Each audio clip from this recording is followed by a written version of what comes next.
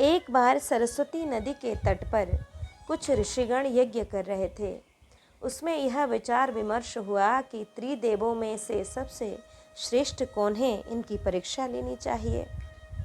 तब उन्होंने महर्षि भृगु ऋषि को परीक्षा हेतु भेजने के लिए कहा।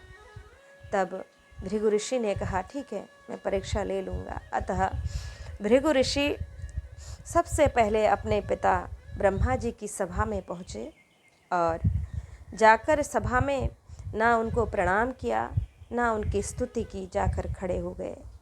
ब्रह्मा जी ने देखा, मेरा पुत्र होकर मेरे सामने में ऐसे खड़ा हो गया है और मेरी स्तुति भी नहीं करता है, मुझे प्रणाम नहीं करता है।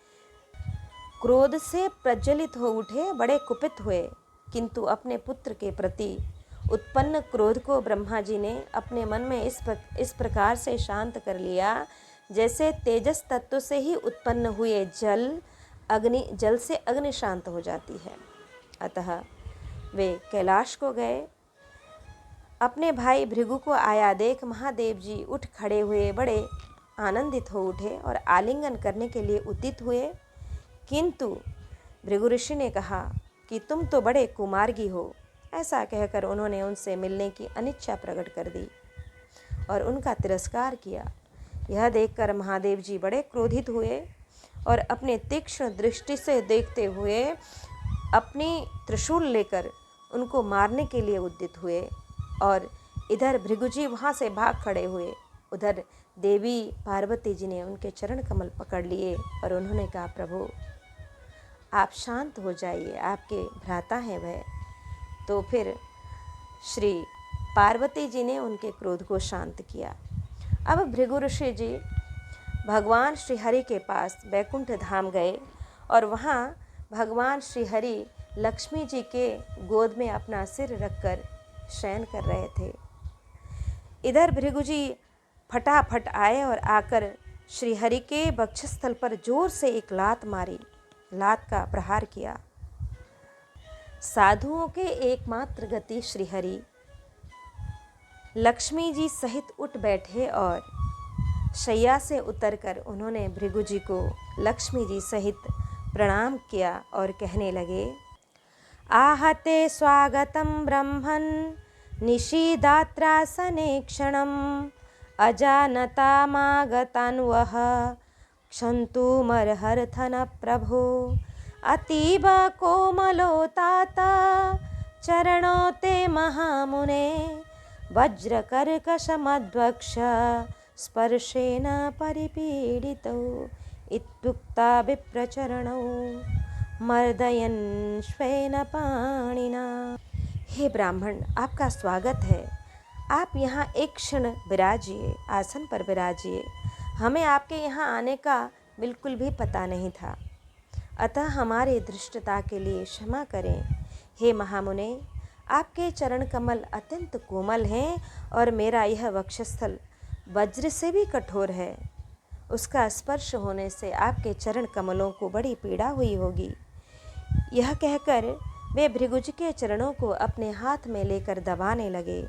पुनः बोले कि आपका चरणोदक तीर्थों को भी पवित्र कर देता है। इससे आप वैकुंठ लोक के सहित मुझे तथा मुझ में स्थित लोकपालों को पवित्र कीजिए। हे नाथ, हे भगवान, आपके पादस्पर्श से मेरे समस्त पाप नष्ट हो गए हैं, अतः अब लक्ष्मी जी मेरे हृदय में विराजमान रहेंगी।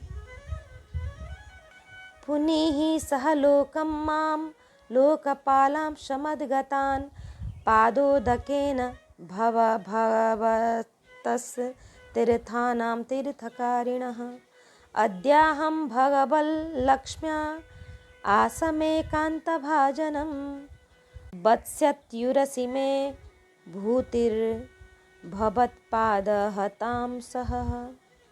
कि भगवान की ऐसी गंभीर वाणी सुनकर भृगु जी अति आनंदित और तृप्त हो गए और मौन हो गए। भक्ति के उद्रेक से उनका हृदय गदगद, उनका कंठ गदगद हो गया, हृदय गदगद हो गया, नेत्रों में जल भर आया। तदंतर उन्होंने पुनः भूमि में आकर मुनीश्वरों को अपना सारा अनुभव सुनाया, कह सुनाया।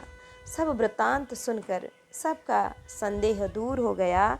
इसके बाद सभी मुनीश्वर बोल उठे कि प्रेम पुलक बैकुंठ सिधारे, जयति जयति कहि सकल पुकारे। अशरण शरण हरण भव बाधा, क्षमहु नाथ हमरो अपराधा। वेद प्रमाण बड़े तुम भारी, करी परीक्षा चूक हमारी। अब प्रत्यक्ष यह भा परमाना, तुम ही बड़े सब ते भगवाना। मुनि सुनि बोले हंसी भक्त उपासी, सत्य कहत तुम नहीं उपहासी। सकल जगत उर माज हमारे, हमको रहे सदा उरधारे। इस प्रकार से भगवान श्री हरि ही सर्वश्रेष्ठ हैं। उन्हें कभी क्रोध नहीं आता।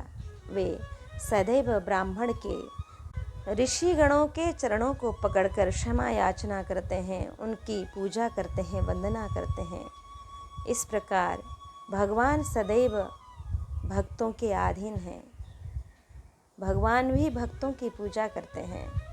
इस प्रकार से मैंने जाना कि मेरे प्रभु ही, मेरे श्री हरि ही सबसे श्रेष्ठ हैं। उनकी ही पूजा आराधना करनी चाहिए। हम तो न जाने कितने पाप कर्म, अधर्म, धूर्तता का कार्य करते हैं, परंतु वे क्षमामय हैं, दयामय हैं, कृपालु हैं। अतः हमारी सारी त्रुटियों को अनदेखा करके हमें क्षमा करते हुए सदैव अपनाते हैं। वे हमारे पिता तुल्य हैं।